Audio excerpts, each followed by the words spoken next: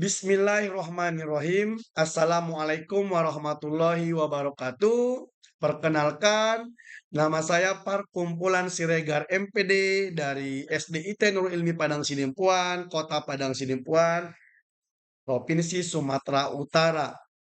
Bapak Ibu, saya saat ini mengikuti pelatihan mandiri dari platform Merdeka Mengajar. Di sini saya ingin berbagi aksi nyata saya, yaitu mengapa kurikulum perlu berubah. Nah, di sini yang pertama yang kita bahas adalah pengertian kurikulum. Kurikulum adalah seperangkat rencana dan pengaturan mengenai tujuan, isi, dan bahan pelajaran, serta cara yang digunakan sebagai pedoman penyelenggaraan kegiatan pembelajaran untuk mencapai tujuan pembelajaran. Nah, terlebih dahulu kita harus mengetahui 4 komponen kurikulum, yaitu yang pertama adalah tujuan, yang kedua adalah konten atau isi, yang ketiga strategi, yang keempat adalah evaluasi. Seterusnya, mengapa kurikulum ini berubah? Itu pertanyaan yang sangat besar bagi kita. Nah, kurikulum ini berubah tentu memerlukan pertimbangan-pertimbangan dari berbagai pihak untuk kebutuhan perkembangan zaman peserta didik kita juga. Nah, di sini yang pertama adalah pada tahun 2006, kurikulum tingkat satuan pendidikan atau yang disebut dengan KTSP diselenggarakan.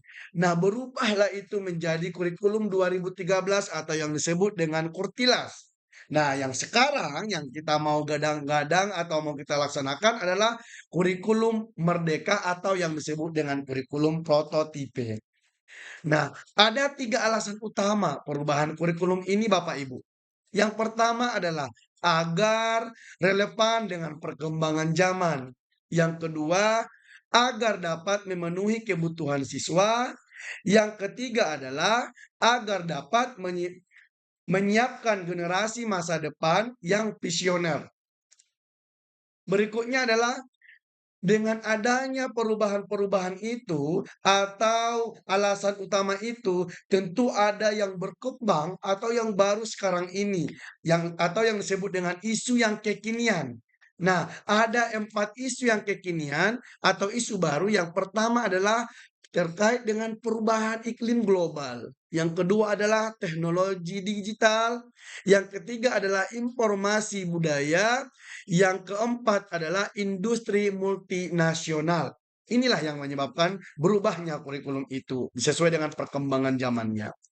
Berikutnya Bapak Ibu, tentu kita untuk mengembangkan dan menyelesaikan serta menuntaskan kurikulum merdeka ini atau kurikulum prototipe ini harus ada 3 pilar pendidikan yang berkaitan dengan ini atau yang ikut mensukseskan kurikulum merdeka ini.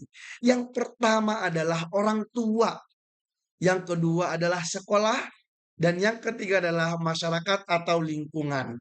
Nah, yang ketiga ini adalah 3 pilar pendidikan kita untuk membantu kita menuntaskan kurikulum yang kita maksud. Maksud dari pendidikan ini, di sini saya kutip dari Ki Hajar Dewantara. Menuntut segala kekuatan, kodrat yang ada pada anak-anak agar mereka dapat mencapai keselamatan dan kebahagiaan yang setinggi-tingginya baik sebagai manusia maupun anggota masyarakat. Itu menurut Ki Hajar Dewantara, maksud daripada pendidikan. Nah, dari itu saya simpulkan bahwa demi dari Ki Hajar Dewantara tadi kita mementaskan pendidikan ini demi menuntun kodrat murid-murid kita pembelajaran termasuk kurikulum yang kita selenggarakan dengan kebutuhan mereka.